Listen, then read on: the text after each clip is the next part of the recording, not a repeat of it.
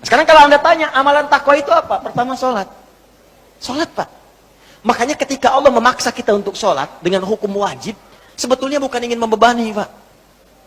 Saya sering sampaikan kalimat ini. Kalau orang paham hikmah sholat, dia akan tunggu dan rindu dengan sholat. Karena tahu setiap menunaikan sholat bukan beban kewajiban, bukan bebannya. Allah nggak butuh dengan ruku Anda. Dan Allah tidak butuh dengan sujud kita. Kita yang butuh dengan sholat kita. Makanya ketika ada orang bertanya, ya Allah kenapa sih mesti sholat? Maka Allah perdengarkan di setiap telinga kita. 24 jam tak berhenti. Ya, telinga bahasa Arabnya udhun. Jamaknya disebut azan. Maka ada azan yang dikumandangkan setiap hari. 5 kali dalam setiap pergantian waktu. Subuh ganti ke siang, zuhur, azan lagi. Ganti ke asar, azan. Ganti ke maghrib, azan. Bahkan mau malam pun masih azan. Diperdengarkan. Yang paling dahsyat, azan tidak pernah dalam waktu bersamaan semuka bumi. Selalu ada perbedaan. Tanah Kusir azan, tiba-tiba Jakarta sana azan. Jakarta selesai masuk Tangerang azan. Tangerang azan sampai ke Serang azan. Serang azan selesai Banten, Pandeglang azan. Terus, ternyata semuka bumi 24 jam azan tidak pernah berhenti. Apa itu azan? Bukan sekedar panggilan. Tapi kalimat yang ingin disampaikan pada setiap orang yang mempunyai telinga dan pendengaran. Azan. Ketika diperdengarkan, ada syahadat. Allahu Akbar, Allahu Akbar. Makanya tidak sedikit ada orang-orang itu, Pak Ibu sekalian, masuk Islam karena dengar azan. Dulu pernah ada orang, cuma nonton dia kuliah tuh, di luar negeri. Ya. Kemudian di flatnya itu, bukan cuma orang Islam. Ada temannya non-Muslim. Yang Muslim ini bagus nih, bisa dibiasakan. Dia terbiasa dengan hal-hal Islami. Bahkan tayangan TV pun dia putar yang channel One itu dari Mekah tentang sholat, baca Quran. Ini bisa kita biasakan. Ke kantor, kalau sedang senggang baca mushaf, baca hadis. Mungkin bagi sebagian orang dengan izin Allah dapat hidayah lewat kebiasaan kita. Begitu sedang membuka tayangan itu, muncullah sedang sholat Isya, tayangan persiapan sholat Isya langsung dari Masjidil Haram. Yang non Muslimnya tiba-tiba datang. Yang Muslim itu cuma iseng nanya begini, kawan, menurut kamu berapa jumlah orang yang ada di masjid itu? Temannya bilang begini, ya mungkin 1000, 2000 lah. Ya. Apa jawab yang si Muslim ini? Ada di sana sekarang setidaknya 500.000 orang sebelum dilakukan perluasan. 500.000 orang. Pertanyaan kedua, perhatikan kalimatnya. Menurut kamu, berapa lama waktu yang dibutuhkan untuk membuat mereka semua rapi seketika? Dia berpikir sejenak, kemudian dia jawab, mungkin seminggu 2 minggu kayak. Seminggu 2 minggu, sepekan 2 pekan. Kata si Muslim ini, aku akan tunjukkan kepadamu, tidak sampai 5 menit, semuanya akan rapi dan baris. Kata yang kawan tadi, mustahil, gak bisa itu. Tadi kan, rasionalitasnya jalan. Ketika rasio sudah mulai jalan, maka mudah bagi Allah memberikan hidayah dan hikmah kepada jiwanya. Maka seketika, kata temannya yang Muslim, sekarang coba lihat. Begitu qamat, Allahu Akbar, Allahu Akbar. Wah, sudah. Yang tawaf berhenti semua. Yang tadinya duduk, berdiri semua. Siap.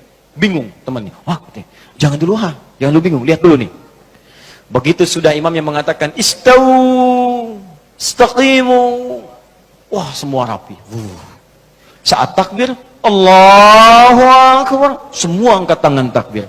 Maka apa respon yang non-muslim ini? Dia katakan kepada yang muslim, tolong tunjukkan kepadaku bagaimana caranya masuk Islam. Karena ini bukan agama buatan manusia. Hidayah. Ada orang nonton sholat Isya, masuk Islam. Ada orang sudah Islam, gak mau sholat Isya. Orang udah qomat nunggu dekat subuh. Jadi bisa jadi asbab hidayah. Dan yang paling menarik begini Pak, kadang dalam keseharian, kenapa cuma Anda yang dengar azan?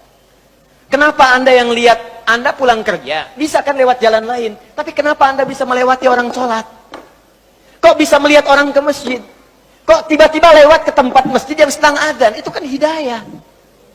Sebetulnya Allah sedang jemput kita. Ketika Anda bertanya, kenapa kami sholat ya Allah? Dijawab lagi di suara azan. Hayya 'alas shalah. Kenapa sholat ya Allah? Teruskan.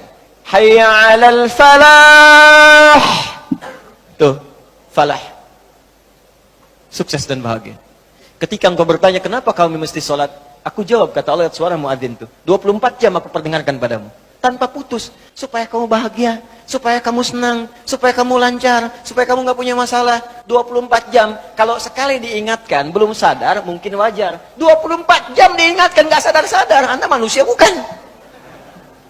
24 jam. Datang terus, kedengaran terus. Gak sadar juga. Perlu apa lagi? Jadi Sekarang yang salah siapa? Jangan lagi Anda salahkan Allah. Ya Allah, kenapa saya mesti begini? Why me ya Allah? Why not, kata Allah. Kamu saya kasih nggak diambil-ambil. Makanya kalau kita sadar, cara berpikirnya begini, sholat membuat kita bahagia, maka semua orang akan menunggu waktu sholat. Karena itu ketika Anda punya masalah, kalimat sholat itu ketika disebutkan di Quran, bersanding dengan solusi. Quran surah kedua ayat 45. Wasta'inu bis-sabri was. Kalau engkau punya masalah, kata Allah, maka minta kepadaku. Sabar terima masalahnya, karena semua orang punya masalah. Bukan Anda saja, kata orang, semua orang hidup punya masalah. Perhatikan Quran surah kedua ayat 155. Walanabluwannakum bisyai. Semua orang yang hidup, kata Allah, aku akan uji dengan persoalan. Diuji dengan masalah. Masalah ini aku turunkan, bukan ingin membuat hidupnya bermasalah. Perhatikan bahasa Qurannya. Tapi ingin meningkatkan kualitas hidupnya. Sebab kalau hidup nggak ada ujian, kualitasnya nggak meningkat. Anak SD itu masuk SMP, kalau sudah lewat ujian. Harus diuji, supaya kadar keilmuannya bisa diketahui layak untuk masuk SMP. Kalau nggak ada ujian, nggak ketahuan peningkatan ilmunya. SMP ke SMA ada ujian. Jadi kalau tahap yang sederhana saja ada ujian, apalagi hidup yang begitu kompleks, pasti ada ujian. Di cara berpikirnya jangan salah. Ketika sedang punya masalah, sesungguhnya Allah sedang akan meningkatkan kualitas hidup kita. Semakin tinggi ujian, artinya kita akan semakin meningkat dengan kuat. Karena orang besar itu nggak akan diuji dengan ujian kecil. La yukallifullahu nafsan illa. Jadi kalau Anda hadir sekarang di pengajian ini, sedang punya masalah berat rasanya, maka berbahagialah. Artinya, Anda akan diangkat setinggi-tingginya oleh Allah, karena ujian yang diturunkan, ujian yang disetarakan dengan kemampuan Anda. Itu poinnya. Gak ada orang hidup gak punya masalah. Apa dikira Ustadz gak punya masalah? Lebih banyak daripada jemaah. Tuh, masalah antum tuh. Saya jawab juga. Di hidup, bersanding dengan masalah. Persamaan terbaliknya, orang yang tidak ingin punya masalah, artinya tidak ingin hidup. Siapa yang tidak ingin punya masalah? Angkat tangan. Selesai. Nah sekarang, kata Allah, kalau sedang punya masalah, minta kepada saya solusinya. Supaya dipermudah. Lewat apa ya Allah? Wassalah, datang. Kalau Anda masih nggak mau sholat, ditanyakan imannya oleh Allah. Makanya kalimat ini disebutkan sekali lagi untuk menguatkan di ayat 153. Dipanggil kalimat imannya. Seakan-akan begini bahasanya. Kamu ini punya iman apa enggak sih? Kalau nggak punya iman kamu apa? Ya karena nggak ada iman. Sekarang kamu masih mengaku beriman, tapi saya panggil sholat nggak datang. Karena itu di ayat 153, paling kanan sebelah bawah, itu kalimatnya berubah dengan disebutkan kata iman di depannya. Ya ayyuhalladzina amanu. Hei semua orang beriman, mana imanmu? Ista'inu bis-sabri was-shalah. Kalau kalian punya masalah, kata Allah, sekali lagi datang. Lewat sholat minta kepadaku. Makanya kalimat ista'in dirubah menjadi kalimat permintaan, berubah jadi nasta'in. Saya tanya pada Anda, apakah kita mengucapkan kalimat nasta'in dalam setiap sholat? Berapa kali kita ucapkan dalam sehari? 17 kali.